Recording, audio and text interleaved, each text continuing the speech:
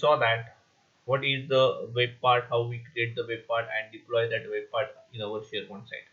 In this session, we are going to see what are the different kind of a web part and how we can display the SharePoint site details in our web part. Okay, so here I have opened my earlier project Hello World and I say Gulf Serve. So it will open in a local workbench. As you can see, the local workbench open here, and I have added my web part here.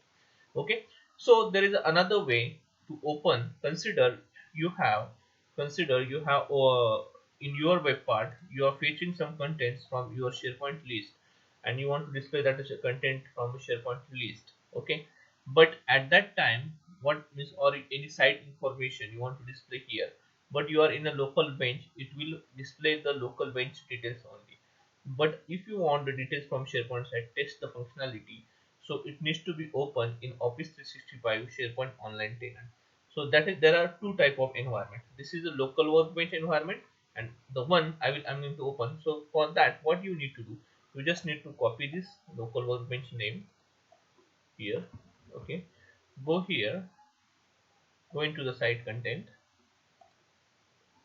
and just here you can see view LSTS. Okay, view LSTS, just remove this part from 15, just put this and say enter. Let me check 15 workbench underscore layout dot ASPX dot sorry ASPX. ASPX. Okay, thank you. So it will open it in your SharePoint environment. Okay, so wait for a moment, so it will take some time to open.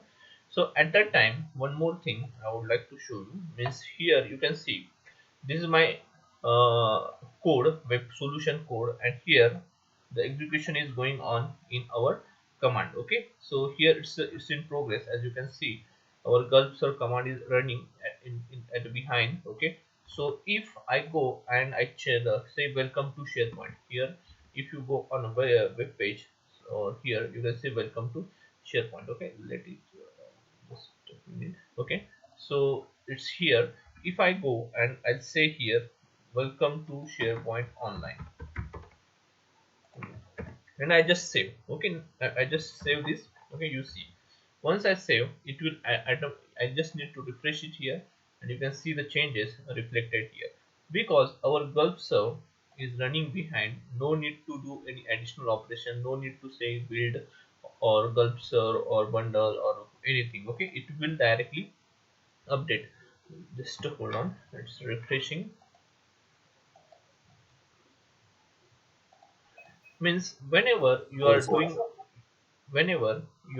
doing any coding or anything at that time, so you just need to keep doing your work. It will automatically uh, compile and it display the result on a local workbench. Okay, just a minute, it's taking some time. Let me add this web part here. The web part name is hello world. So hello world, this is our web part. So I have added that web part here. Let me, I think it's taking some time.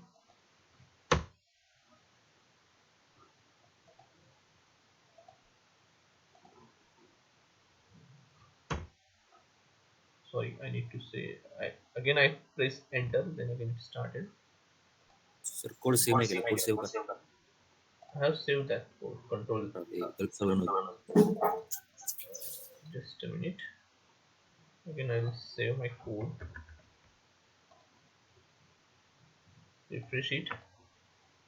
Refresh it. Still not reflecting. What change I have did here? Welcome to SharePoint Online. So I'll say here save. Still not reflecting. Yeah, now you can see the change has been reflected here. Okay, so I refresh this one as well. Okay, so So as you can see, there are two environments. This is our local workbench environment and this is our SharePoint environment. Okay, so there are two kind of. Now what I need to do, I want to display some this is a SharePoint site, the SharePoint site URL, SharePoint site title, then who is the login user. Okay, so these details I want to display. So how I can display those content here? Okay, so what I do, I'll go here. Okay, so this is a render part, which is this is a render part. This is a render part. The thing you write here, it will be display on your page here.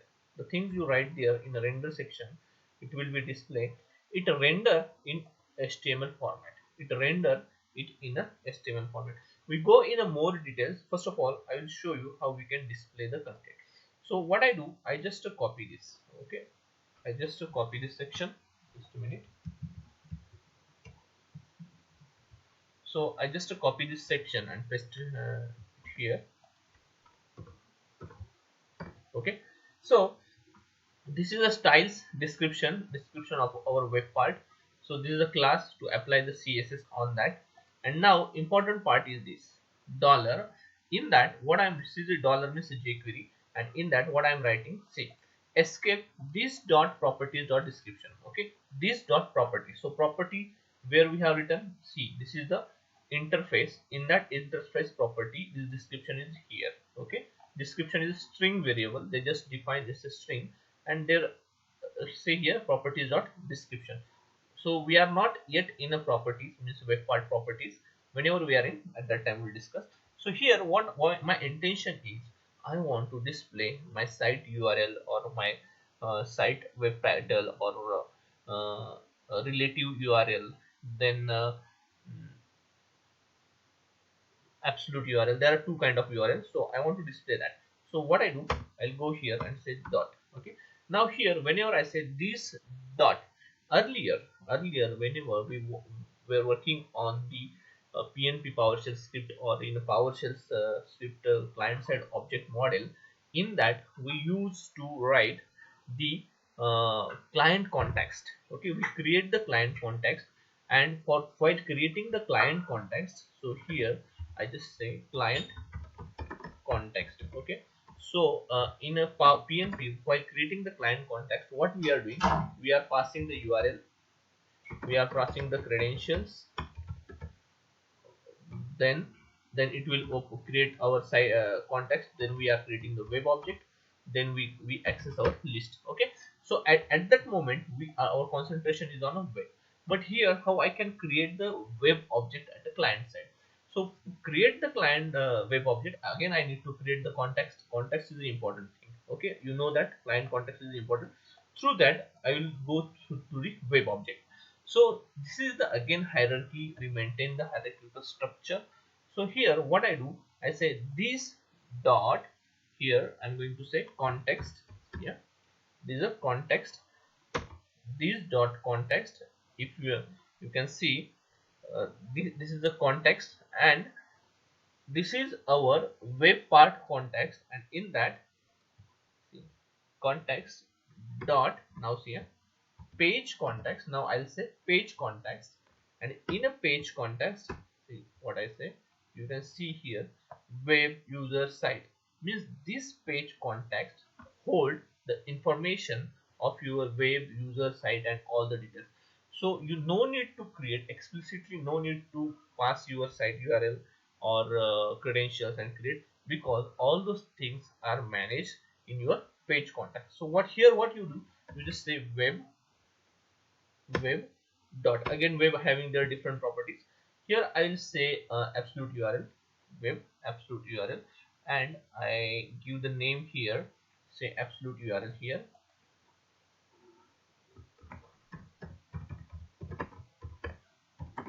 Okay, again I copy this, again I display the title.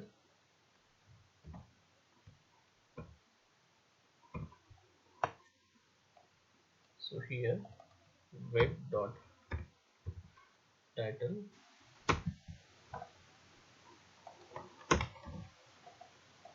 here I say server relative URL. Okay, Okay, we'll see the difference between this relative URL, then here site title. Okay, so I'm displaying some content based on the context here. So the context is, sorry,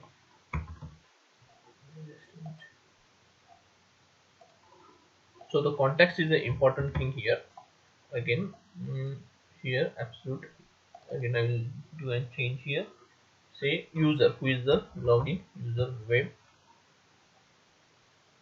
Now I'm in a page context. I just say web dot what are different properties, language, language name, logo, URL, permissions, means what is the logo. If you want to use same logo in your website, you can use.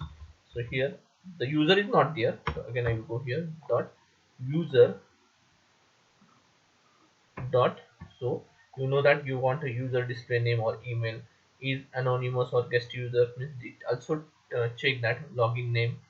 So means what is kind of user, guest user or organization user, that can also we can check through that. Okay, so this thing is okay. So I save this thing. Again the compilation process is going on.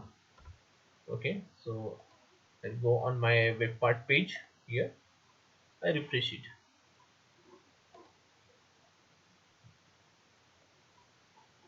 It takes some time.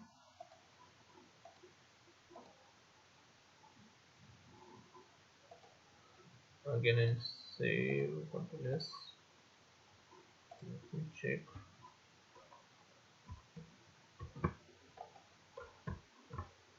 It's in progress.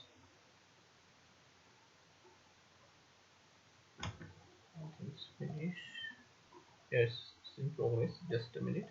See, you can see the things are added here. Additional things are there. So this is my absolute URL, relative URL. You can see the difference between relative URL. Okay, it just extract the part, and this is the absolute URL, means entire your URL. Okay, so here this environment is a local workbench environment, so it's displaying the workbench here. Title is a local workbench and relative URL, and user is a user one. Okay, but when I go on here, see here, so here it will display the absolute URL, then title is Amazon India is our website on which, because you are running our web part, this is our relative URL, and this is the absolute, sorry here, sorry, name is absolute, actually this is a username. Caesar Vision is our username. See here, Caesar Vision is a username, that's why it's a display name is. If you say email, then it will display the admin @ this email will be displayed. So just a minute, I'll do here, just say so user name here. Okay, and I display the is the email ID.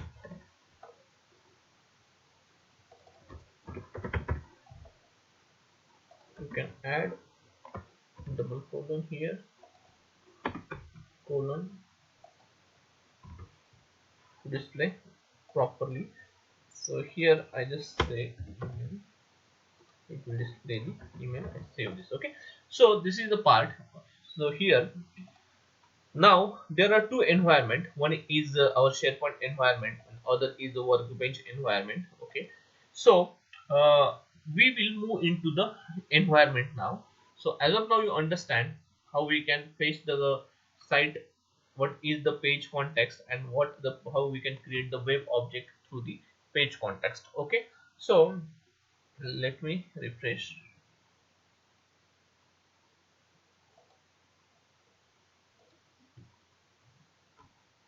See here, you can see the email ID and here username. Okay, so here also it will display the content user1 @ contoso.com, because this is a local workbench for a testing. Okay, so this is how we can fetch the site content. Now in the next session we'll see what is the environment type and how we can display the environment. So this is our environment is a local workbench environment, and this is our SharePoint environment. So how we can find out on which environment our site is running, our web part is running. So how we can find out, we'll see that in the next session.